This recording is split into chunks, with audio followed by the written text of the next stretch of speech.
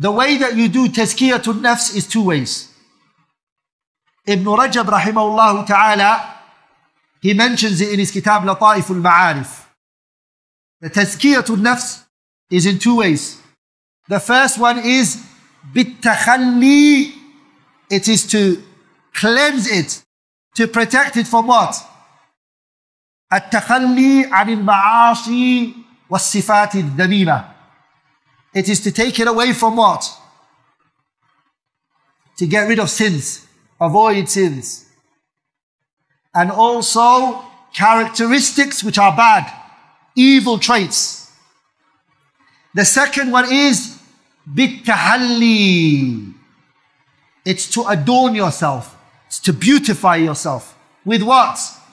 بالأعمال الصالحة والصفات الحسنة.